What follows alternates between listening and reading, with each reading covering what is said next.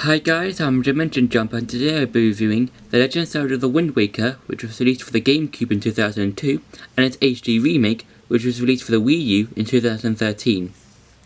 Now, I don't have the HD box with me of The Wind Waker because I've got it downloaded onto my Wii U, so that's just a heads up.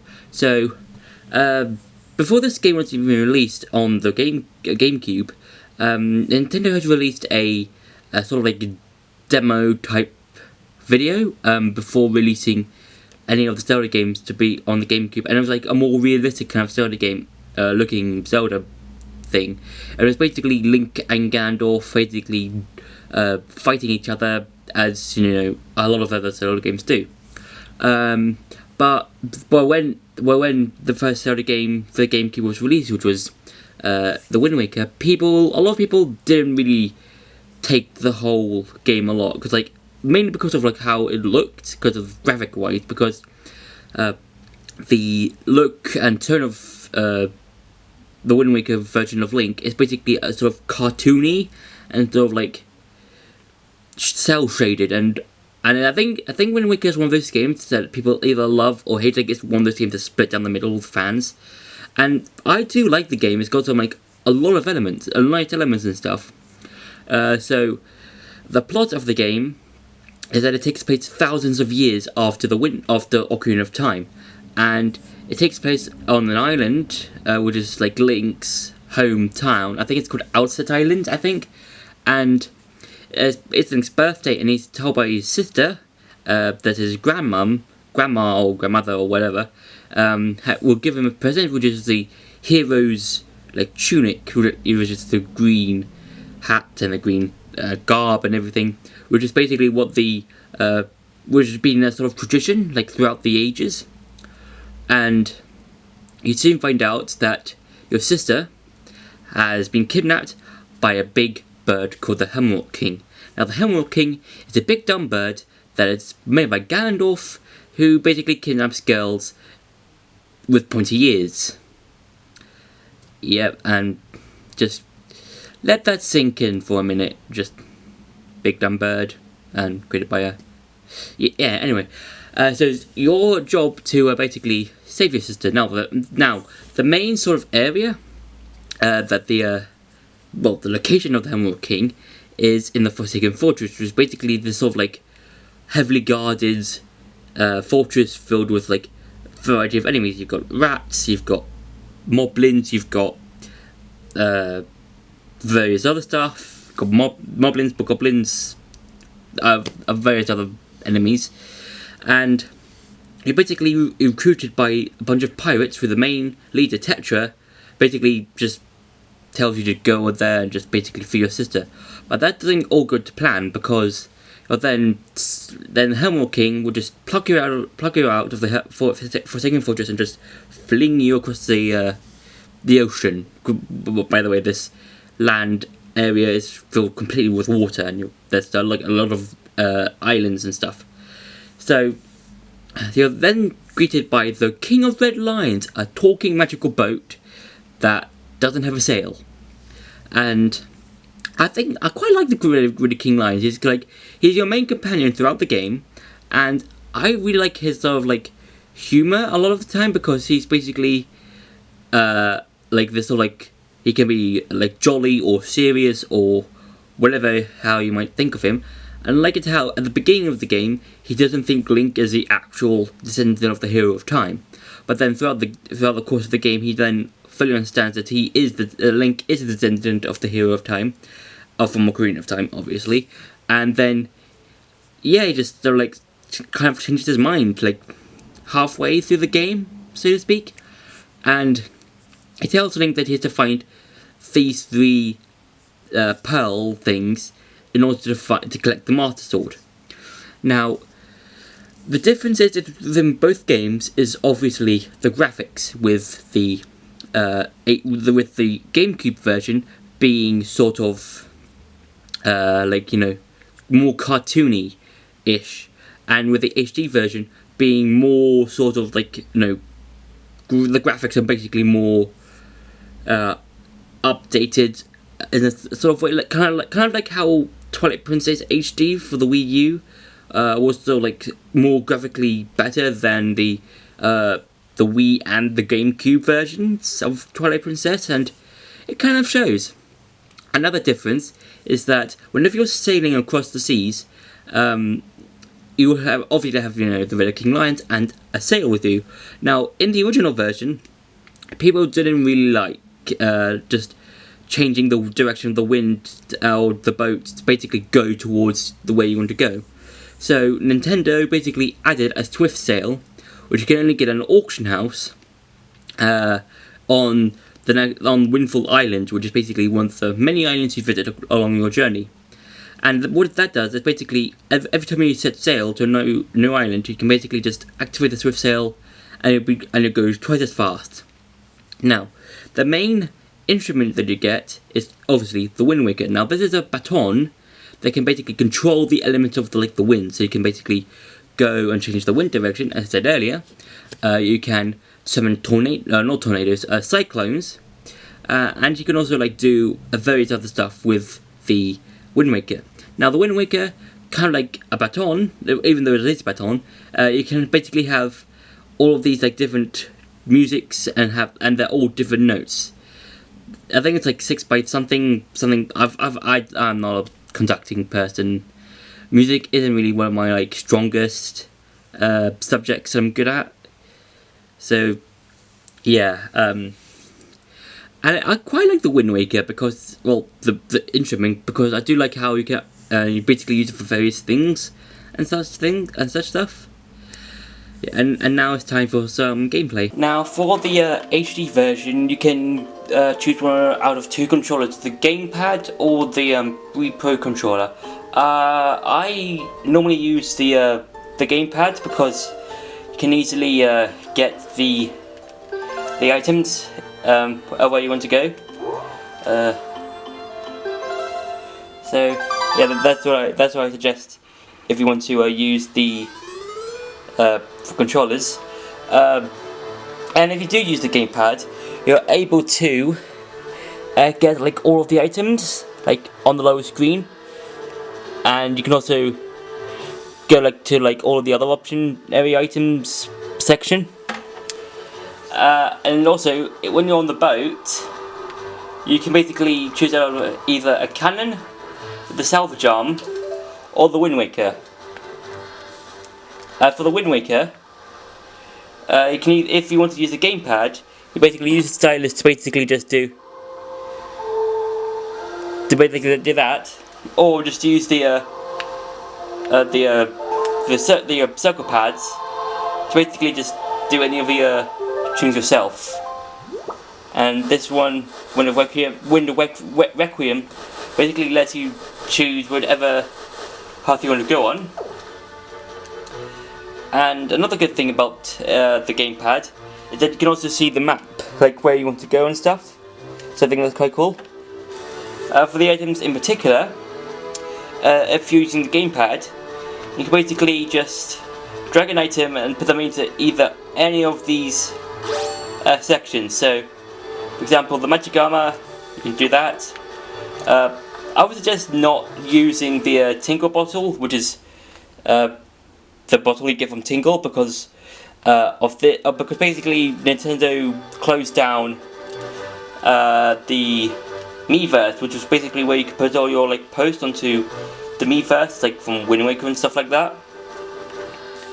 And yeah, and I'll quickly just go to a island to show you some of the no, hold on, we want there we go. So I'm just going to quickly go to a island to show you some of the combat stuff. Here, no, there, yeah.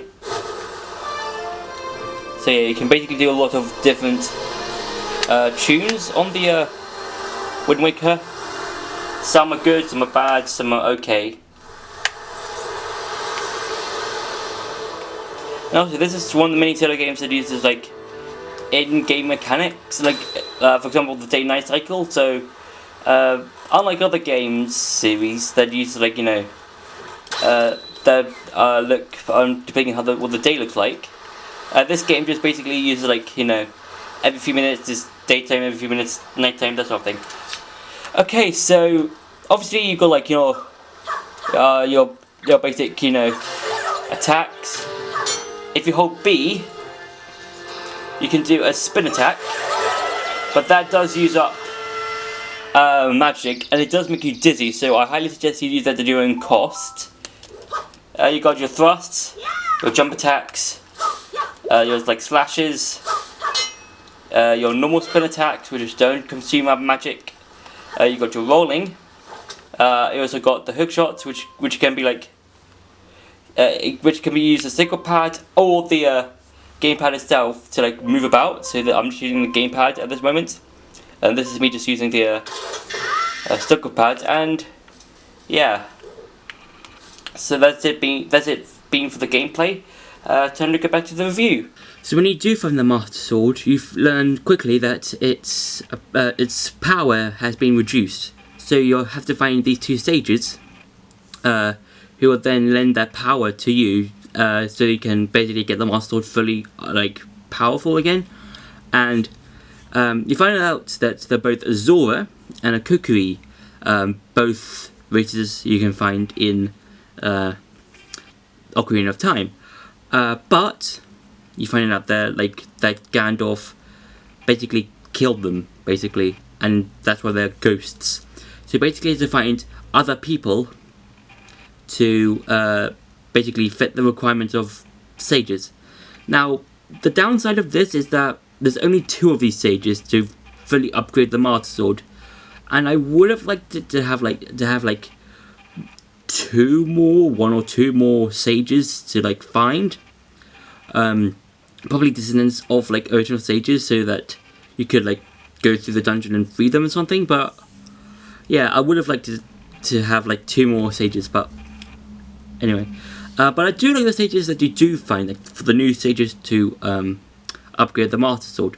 One being Medley, and this other one which is basically a Korok. I forgot its name, but it's a Korok. Basically, what a Korok is are these little tree people that live with the Great Deku Tree.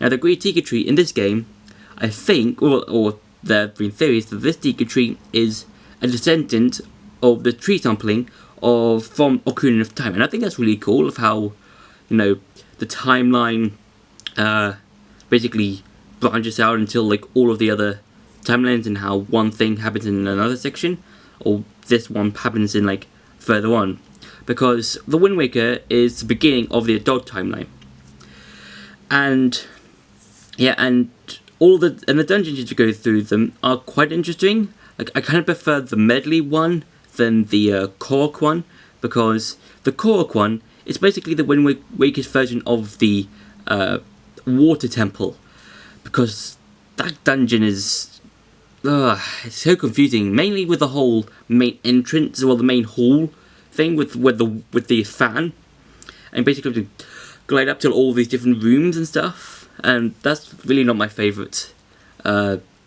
dungeon in the game.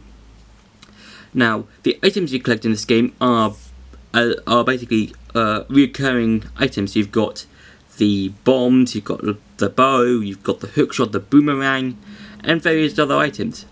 And you can also use some of the items to basically help you, like combine some of them. So, for example, in the Wind Temple, which is the second to last dungeon, you can use the iron boots with the hookshot, so you can pull these massive stone statues down to basically get to areas you couldn't reach before, and I think that's quite cool.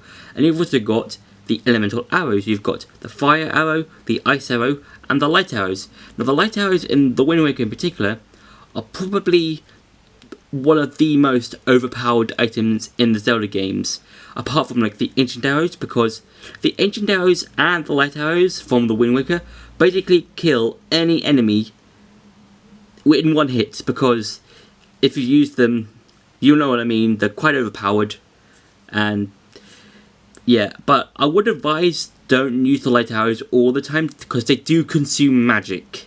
So that's kind of like a thing I have to say, just don't use all the light arrows all the time, because you will run out of magic eventually. Now, the final boss is basically made into 2 different phases. The first phase is basically a bunch of Ganon puppets that transform into various things. So I think there's one that's a massive pig, like in other Zelda games you've got like a massive Ganon form. Another one's a snake, but I've forgotten what the other one was, and I can't be bothered to remember what the other one was. But I think there's 3. There's either 2 or 3 puppet things for Ganon. And the second phase is basically you battling against Ganondorf, and I do like the final fight, because you're basically teaming up with Zelda, and I should probably mention this, Tetra is a descendant of the Princess Zelda and the royal bloodline of Hyrule. I think that's quite cool, because, you know, because of like timelines and a lot of like royal families and branch off, and that's quite cool. And she basically tries and hits Ganondorf with light arrows while you're trying to distract him. And I like it how in part 2 of that phase, you can use the mirror shield that you acquire previously in the game, to basically bounce the light from the light arrows onto Ganondorf. And I think that's really quite cool of how team-ups work, because you basically got a lot of people like basically teaming up and just using combos and such stuff. And then when you do defeat Ganondorf, he basically slowly turns to stone, and then you're told by the King of Red Lions, who's actually the King of Hyrule, to find a new Hyrule. And I do like how this plays along in the adult timeline, like how at the end of with the Wind Waker, you've got, you know, Link and Tetra finding a new Hyrule in Phantom Hourglass. Both Link and Tetra are in the middle of their adventures. Then in Spirit Tracks, they've found a new Hyrule, and decades have passed, and you've got, like, you know, a royal family, you've got the royal guard, you've got a hero to save the day, and that sort of stuff. So yeah, so for my final verdict, I do enjoy the Wind Waker. There are like a lot of moments I do enjoy. But those being like the gameplay, a lot of the characters, a lot of the people that you meet throughout your game. But there are some things I do not like. Mainly the second to last dungeon, which I think is the Wind Temple. I think can't exactly remember the title, but yeah, that bit is not my particular favorite part of the game. But other than that, I enjoy playing the Wind Waker, and yeah, even though it's on a dead console now, even though it's on the Wii U and it's like dead now, it's a really good game. And so that's been my review for The Legend of Zelda: The Wind Waker and its HD remake. I hope to see you in the next video, and don't forget to like, share and subscribe, and I'll see you in the next video.